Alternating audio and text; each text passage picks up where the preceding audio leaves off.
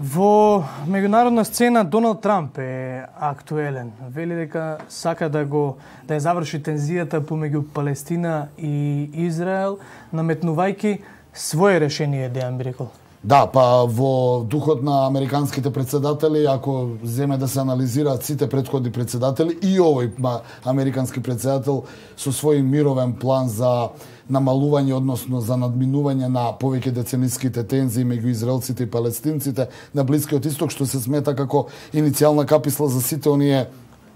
судири, терористички напади, терористички групи и тензии на Блискиот Исток. Доналд Трамп во пресред на председателската кампања, после низа обиди за договори од Северна Кореја, со вмешување на решавање на косовскиот проблем, со вмешување на решавањето на проблемите во Либија, сега се вклучува и во овој, би рекол, конфликт кој, повторно ќе кажеме, најдолг децениски, по децении конфликт во светот, израелско-палестинскиот спор, излезе со нов предлог мировен договор. Мировниот договор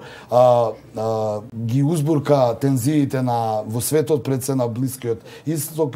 и пред се кај муслиманите и палестинците. Зошто? Бидејќи тој во новиот мировен предлог предвидува формирање на палестинска држава, но во неа главен град би бил источното предградие на Ерусалим, што е спорно за палестинците, и за возврат од палестинците очекува тие да се откажат од Светиот град, односно од Ерусалим, и да бидат единствено во тој дел, што е спорно за израелците, за палестинците се извинам, но и за арапскиот свет, ако се земе во предвид дека нели Ерусалим е свет град. Едно од предлозите на Трамп е и еврејските населби кои се на палестинските територии да бидат признаени од Соединетите американски држави, а за возврат тие наредниве 4 години не би се шириле, што исто така за палестинците е многу спорно. Дојдоа и жестоки реакции од страна на палестинците. Кога се прави еден ваков меѓународен договор, може да се одме да го земеме и договорот нели од Македонија, многу се важни реакциите на сојузниците и на САД и на Израел. Што вели Европа и што вели арапскиот свет? Ајде првин ке почнеме. Израел беше воодушевен. Бенјамин Нетањаху изјави дека конечно се враќа еврејската, на некој начин Израел се враќа на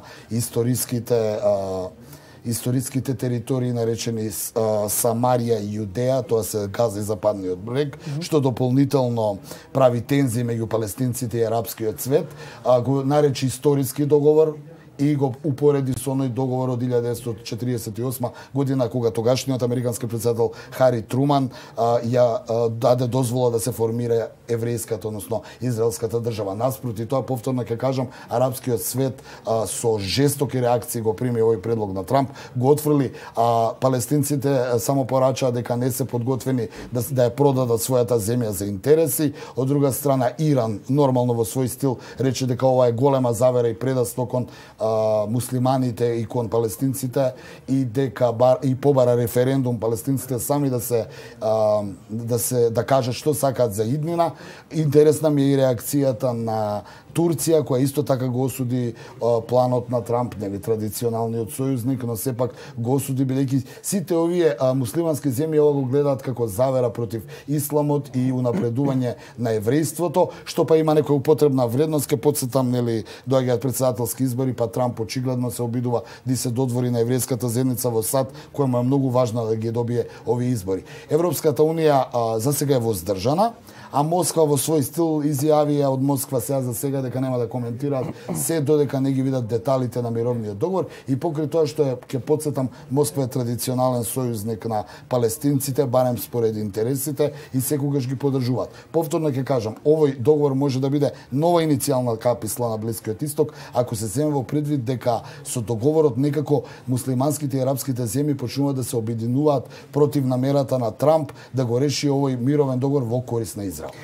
Меѓународен договор кој секако би бил значаен и за двете држави, меѓутоа ова е на ниво на идеја или Трамп веќе има некаков дедлайн кога треба да се случат овие работи? Па мировниот договор треба сега да помине и да почне да се спроведува, но повторно ќе кажам, нема да може да се спроведува се додека има негодување од другата страна. палестинците го отфрлаат мировниот договор, ајде Иран ќе подсетам кој е исто така многу важен за регионот, но она што мене ми беше овака интересно е дека Турција го отфрла мировниот договор, а без овие две-три големи сили и самите палестинци сигурно нема да го прифатат мировниот договор, ако се земе во предвид дека и другите арапски земји, иако за сега воздржани, сепак не верувам дека ќе го прифатат, бидејќи тоа е враќање на еврејската држава на овие две палестински територии, каде што на некој начин палестинците ќе добијат некоја условена независна држава, се откажуваат од светиот град, за возврат ќе добијат 50 милиарди долари, затоа и председателот на Палестина Махмуд Абас кратко изјави дека Палестина не е за продажба.